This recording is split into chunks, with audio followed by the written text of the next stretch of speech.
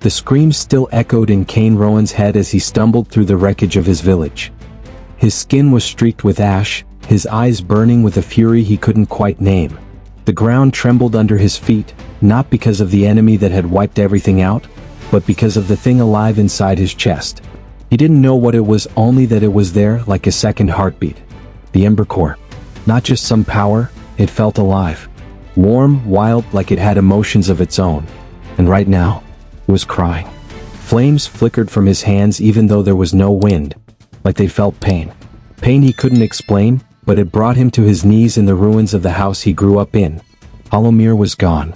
Just dust and smoke, blown away like dead leaves in a storm. The sons of the end showed up out of nowhere, bringing ruin like they were messengers of something that couldn't be stopped. Cain tried to fight, tried to protect his sister, tried to save his neighbors. But all he really did was survive. And run. Now, alone in the Ashlands, he walked through what used to be the heart of his world. Burned trees, shattered houses, just skeletons of stone and wood now. And the sky, that burnt orange shade, the kind that feels like the world's about to collapse. But through the chaos he heard it. A whisper in the flames. Not a normal voice. Like the Ember Core itself was talking to him through the heat. It didn't say words. It felt. That's when he saw her. Nera Thorne. Eyes cold, arrow drawn, aimed straight at his chest. The kind of hunter who doesn't ask questions, she just reacts. And her face said one thing loud and clear. She thought Cain was a threat. Hard to blame her. The mark glowing on his chest, the flames flickering out of control. He probably looked like some monster straight out of an old myth. But before either of them could make a move, the ground shook again. Something huge crawled out of the shadows. Jet black, tentacles on fire, straight from the pits of hell. A living piece of the ruin. And it didn't just want to destroy. It wanted to consume. Nera's arrow was useless. Cain dropped his axe.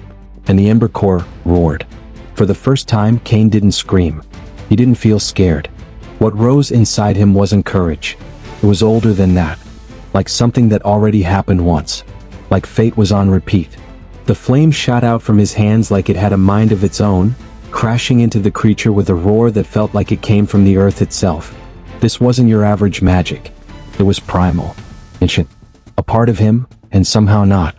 He felt it buzzing inside like someone, or something, was waking up in there. The creature backed off but didn't run. It knew what Cain carried. Not as an enemy, but as an old brother. When it was over, the silence was scarier than the fight. The thing vanished into smoke and Nera just stared at Cain trying to figure out what the hell he was. He didn't have an answer. He felt light, like part of him was still burning from the inside. And the questions kept hammering his brain. What is the Ember Core? Why was it crying? Why did it feel alive? And why the hell did he miss it when it went quiet? None of it made sense. But as he looked around at the ashes and pain, he knew this wasn't just about him. There was something bigger. Something ancient. Like a forgotten legacy. Like a promise someone broke a long time ago. Nera finally lowered her bow, but didn't let her guard down. She was still suspicious, yeah, but curious too. She followed him without saying a word, walking through the remains of the burnt forest. Every step felt like it was dragging him deeper into something he couldn't name. But at every ruin, every old stone with weird carvings, every shadow that moved too fast, something sparked in his brain. Fragments. Visions. A tower crumbling. A vow sworn at an altar. A war with no end. And flames. Always flames. Like this wasn't the first time. Like he'd been here before. Like he died and come back. They came across an old temple buried in ash, like a ghost of the world they used to be. Inside, burnt symbols lit up as soon as he touched the walls. And for a second he heard his own name whispered back at him. But it wasn't his voice. It was someone else's. Familiar. Set. Alive. The Ember Core wasn't just a power. It was a memory. A prison. A promise. And in that moment he got it. He wasn't the first to carry it. And maybe he wouldn't be the last. The doubt burned hotter than the flames. What did the fire want from him? Why did it feel like it was protecting him but also judging him? Why did every spark that left his skin feel like it hurt?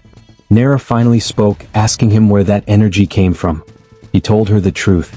He didn't know. That's when the fire pulsed again, harder, like it was saying, "Don't lie. The truth's inside you. It's just buried so deep it's gonna hurt like hell to dig it out." But Cain felt something different right then. Not just pain, but hope. The kind of hope that shows up when you realize you still got a choice. That maybe fate can be rewritten. At the top of the hill, looking out over what was left of the village, he felt it. That weight of something bigger. The start of a resurgence. This wasn't just about revenge anymore. It was about rebirth. About finishing something that was never properly ended. And if the fire inside him cried, it was because an old story was begging to be told again, but this time the right way. He still didn't know who he really was. But he knew one thing. He couldn't keep running. He had to figure out what was burning inside him. And find out if that fire was a gift or a curse in disguise. And as the night sky lit up with floating embers, Cain knew the real fight hadn't even started yet. The ruin was just the beginning. The legacy burning in his chest? That was the first clue, the name echoing inside Embercore. It wasn't just an echo. It was a calling. And Cain didn't have a choice anymore. He had to answer. Ashes floated through the air like memories refusing to fade. The Ashen Vale was a graveyard of forgotten stories, a place where the wind whispered about wars so old they felt like myths. But to Cain, those voices had names, had pain, and they seemed to know him. He walked through the charred skeletons of dead trees and twisted black stone pillars, with Nera Thorn leading the way, always sharp, and Lauren at the back, gripping his spear like a hawk tracking its prey. Everything there felt dead. Everything, except the fire inside Cain, now pulsing in silence, like it was hearing something he couldn't anymore. Not since that monster from the abyss attacked. Not since Embercore lit up in a burst of rage. Cain had been feeling this weird pressure, like his bones were holding scars he didn't remember getting. Nera suddenly stopped and raised her fist, the sign. That's when they saw her. A child. Just standing there, out in the middle of nothing. Dirty skin, hollow eyes, lips locked in some creepy silence. She was holding something. A charred piece of wood. Using it, she was sketching on the ground. Lines, curves, symbols, images. Cain slowly knelt, not getting too close, and locked eyes on what she was drawing. A burning tower. A circle with 3 claws in the center. A face, his face. He went pale. It made zero sense. How the hell could this kid know something he'd only ever seen in broken, far-off dreams? Lauren crouched beside him, whispering that Embercore didn't just hold his memories. Maybe what Cain was seeing weren't just memories, but echoes of a life that wasn't over yet. The kid looked straight into Cain's eyes. And in that second, the world just shut up. The fire in his chest froze. Then came the first flash. A battlefield. Fire raining from the sky. Swords made of bone. Warriors with hollow eyes. One name shouted, Ethros. He stumbled back, gasping, heat crawling down his spine like a wound had ripped open inside him. Nera rushed over, grabbed his face, asking if he was okay, but her voice was barely there. His vision glitched in and out like a broken film, showing moments he'd never lived, but somehow remembered deep down. He saw hands holding a blue torch. A promise made in a lost language. And his own death, at the hands of someone who looked just like him. Lauren stepped up to the girl and gently touched her shoulder. Her eyes rolled back. A flash of amber lit up for a second, then faded. Like someone flipped a switch inside her. She dropped to her knees, totally drained, and Cain ran over to catch her. Embercore started vibrating in his chest. Not burning, just pulsing. Like a heart trying to remember how to beat for someone else. Lauren finally spoke, voice low and worn out, saying Embercore wasn't just some ancient flame. It was a living soul. Split across cycles. A legacy forged in old wars, still searching for vessels. But what if Cain wasn't just the next guy? What if he was the same guy? What if this wasn't the first time he'd carried that flame? The theory hit like thunder in the dead silence of the Vale. Cain looked down at the sleeping child in his arms and felt his throat tighten. The flashes kept coming. Temples crumbling. Worlds burning. Blood-sworn oaths. He saw himself kneeling at an altar, swearing to protect the last primordial ember. Then the same altar, centuries later, buried in dust and bones. Nera came closer, telling him he was shaking. He whispered back that he didn't even know who he was anymore. For the first time, she didn't have anything to say. She just sat beside him, silent, like that moment was bigger than both of them.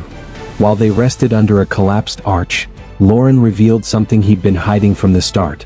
He pulled out this old, busted medallion from his pouch, the same symbol the kid had drawn. He said he found it in a sunken city years ago, in a chamber where all the bodies were face down, like they had died kneeling. And in the center, a broken statue. With Kane's face. Kane took the medallion. The second he touched it, more flashes hit. An army of ashes. A creature made of black fire. And a name whispered by ancient voices, heir of the broken oath. Embercore flared up again. Not in anger. In sorrow. It felt like Embercore was grieving for something it lost. Something it was still searching for. But what? Kane stood, eyes fixed on the gray horizon, and made himself a promise. He'd find every answer, even if it meant learning he'd already failed before. The girl woke up and reached out to him. Without a word, she pointed north, toward an orange glow flickering between the wrecked hills. Nera and Lauren exchanged a look. They knew what that meant.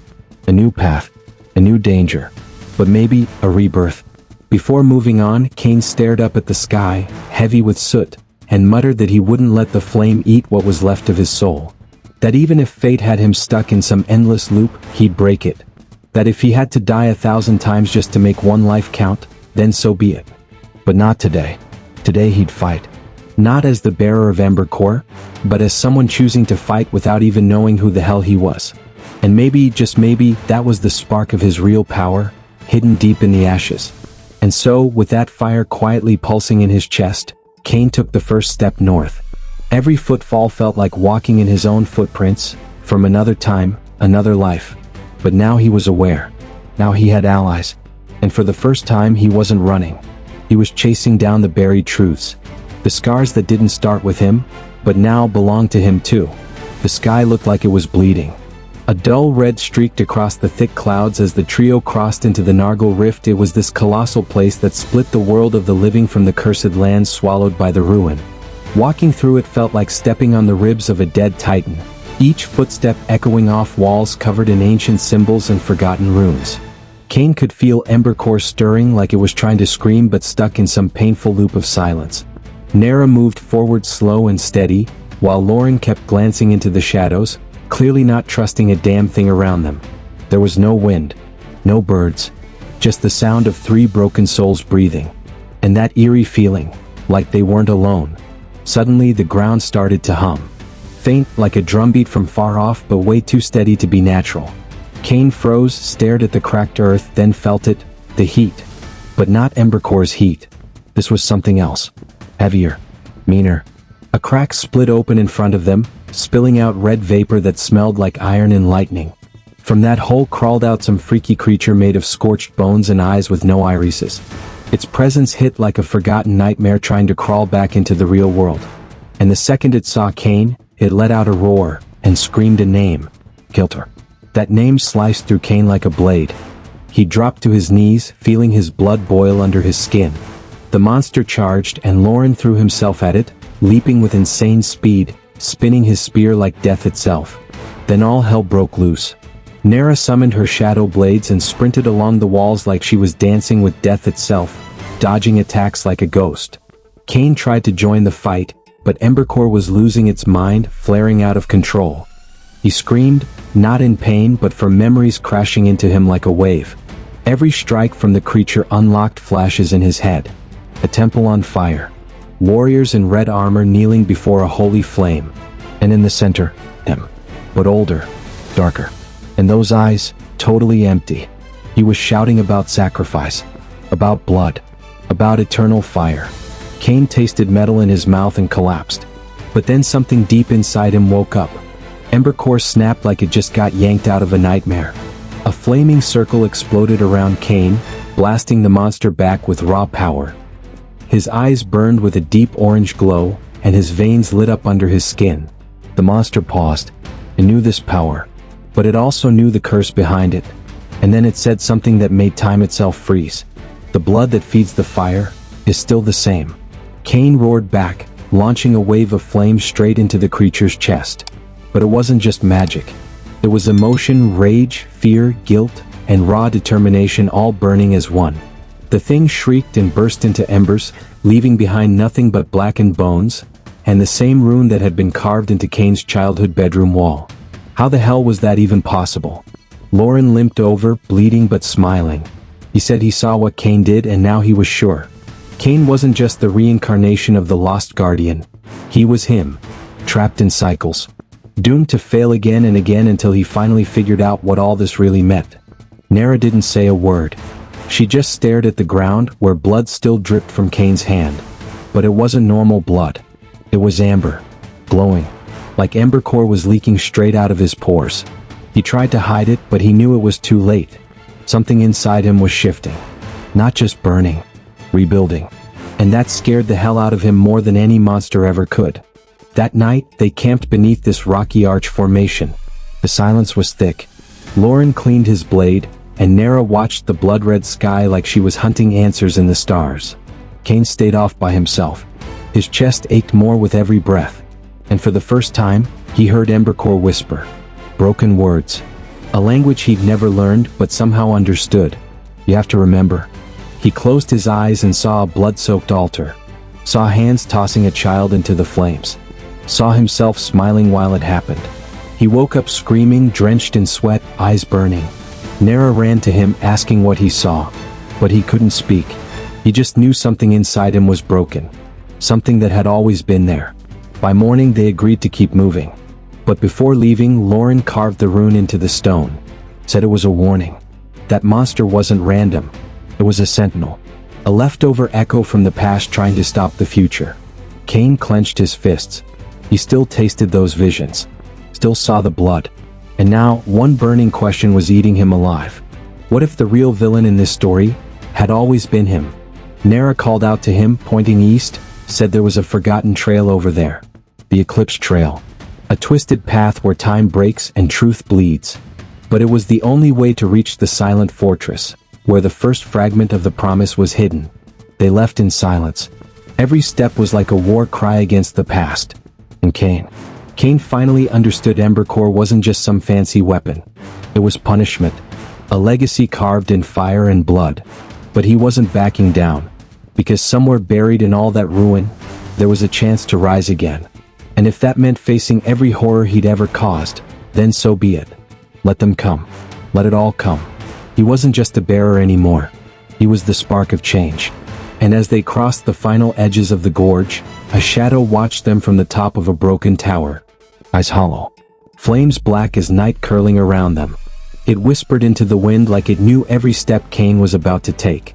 Because in the end, the real challenge was never about controlling Embercore. It was about finding out who lit the first spark, and why. The Eclipse Trail began where even light hesitated to step in. It was this narrow crack hidden between tilted stone pillars, like the fangs of some sleeping monster. The ground was coated in ancient ash, and the air, it buzzed like it was haunted by time itself. Kane, Nera, and Loren walked in silence, each step pulling them farther away from the real world. Time didn't play by the rules here. The second could stretch into years, or vanish in a blink.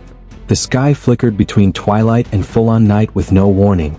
No stars dared to shine in that broken pocket of reality. Kane could feel Embercore trembling, like the trail had been waiting for him, for centuries. And not even a mile in, the trials began. The fog thickened. And then the ground gave way under Loren's feet, revealing a pit full of mirrors floating. Each surface reflected a different version of himself. Older, younger, covered in blood, smiling, dead. Loren gripped the edge of the path tight, but froze when he saw the reflection of his lost brother. The echo called out to him, saying it wasn't too late, that he could still turn back and save everything if he gave up now. Kane dove to the ground, pulling him out with effort, tearing up his hands in the process. Loren came out pale-faced, eyes glassy. He didn't say a word, but everyone got it. That path didn't just mess with your head, it went straight for your soul. And that was just the beginning. A bit further, Nera vanished into the shadows. For a few seconds that felt like hours, her screams echoed through the dark. When she returned, something had changed. Her eyes were heavier, her face streaked with dried tears. She didn't talk about what she saw. But around her, the darkness cracked like broken glass, as if even the shadows were scared of her now. Kane placed a hand on her shoulder, and she nodded. They all knew it, they were being broken. Not by monsters, but by truths they weren't ready to face. That was the real cruelty of the Eclipse Trail. It didn't need to kill you. All it had to do was make you remember what you swore to forget. And Kane, more than anyone, knew his past was a minefield of horrors. At the heart of the trail, they found a floating stone arch with glowing red runes. Lauren called it a blood gate, a dimensional seal powered by guilt. To pass through, each of them had to give up something important. Nera gave up her brother's dagger, the one he swore to protect with his life. Lauren tore off a piece of his clan's crest. And Cain, he hesitated. The only thing he had was the Ember Core. But that couldn't be given. It was part of him. So he cut his own palm, letting the blood drip onto the arch's symbol. Just for a moment, the runes flashed blue. And for some reason that made Nera visibly freak out. They crossed. But on the other side there was no path. Just a clearing wrapped in black fire and shattered mirrors hanging in the air. And right in the center stood a figure. Tall. No visible face, but an aura like someone who once was a god, and now carried nothing but pain. It didn't move. Just reached a hand out to Cain. And spoke. The voice was deep, but with no echo, like it came straight from inside your head. The fire chose you. But the eclipse shaped you. Remember what you gave up. Its hand opened, revealing a cracked, ancient version of the Ember Core. Then the world shook. The clearing started to collapse. Time itself began to fall apart. That was a warning. They ran. Dodging collapsing pillars, mirrors bursting into reflections that tried to grab them. Cain almost fell, but Nera caught him. Lauren stayed at the rear, fighting off living shadows that screamed forgotten names. When they reached the far end of the trail, a blinding flash swallowed them whole. Everything went white. Then silence. They were standing in an open field, lit by a gray aurora. The trail behind them? Gone, like it never existed. But the scars? Well, those stayed. On their skin. In their eyes. Deep in their souls. Nera dropped to her knees, completely drained. Lauren wiped his blade clean, silent. And Cain? He stared at the palm of his hand. The cut had healed. But the mark remained, the same symbol as the blood gate. He tried to figure out what it meant, but deep down he already knew. It was a brand. A seal. A reminder that to cross the Eclipse Trail, he didn't just give blood. He gave up a part of himself. One he might never get back.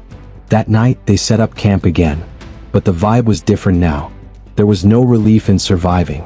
Just more questions. More weight. Lauren asked if they were ready to keep going toward the silent fortress. Nera didn't answer.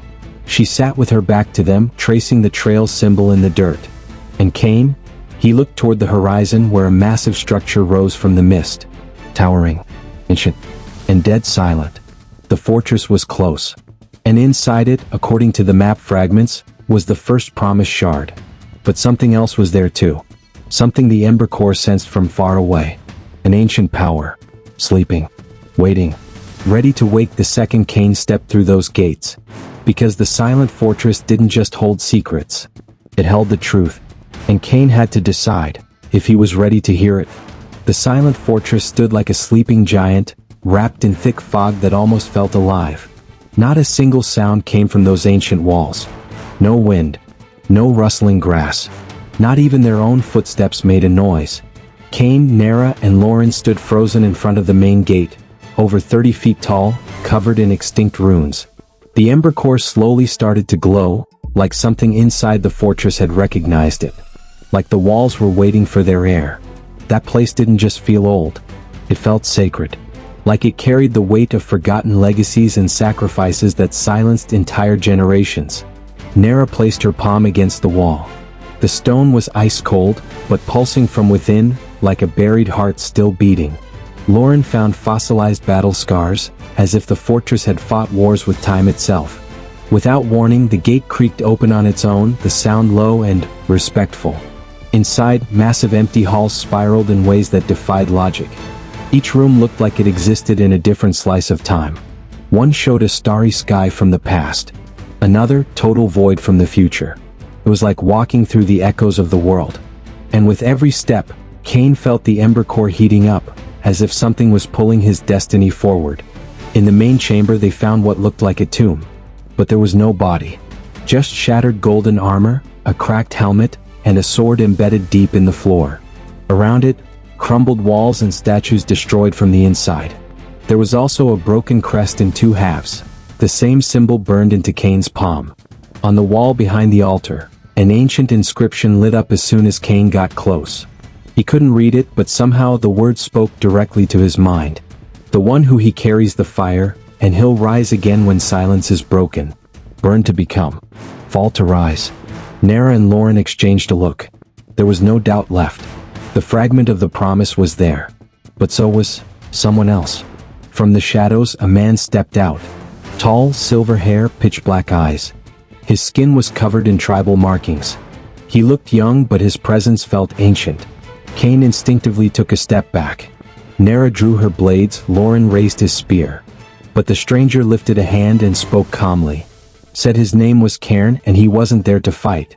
He was there to judge. He revealed he was the guardian of the first fragment. The last living echo of the celestial order. He said he'd been waiting for Cain for centuries. And that the heir of the Ember Core would have to face more than outside threats. He'd have to face himself. Because something inside him was growing, something even he didn't understand yet.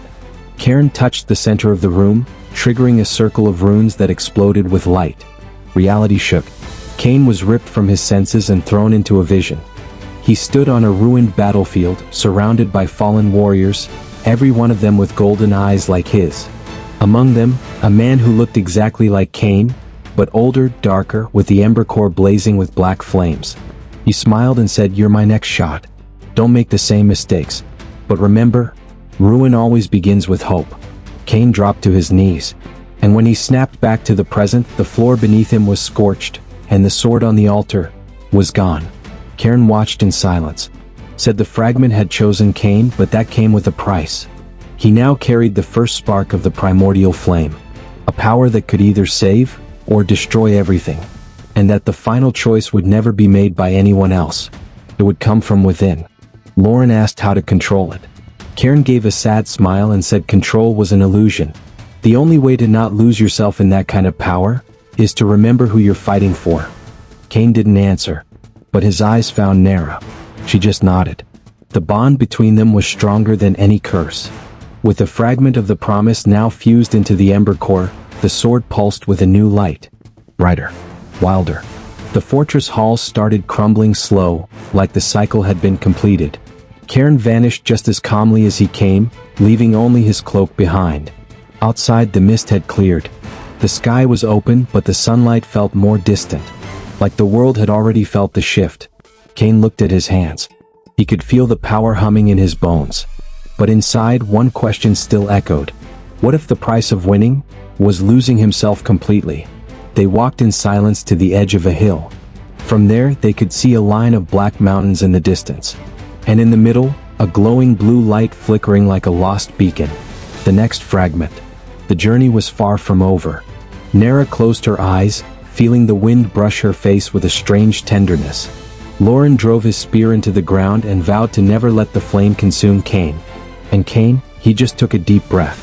He knew the next step would take them into the fractured realms, where time collapsed, where chaos danced with the gods. But before they left, Cain turned to the fortress one last time. And in silence he made a promise.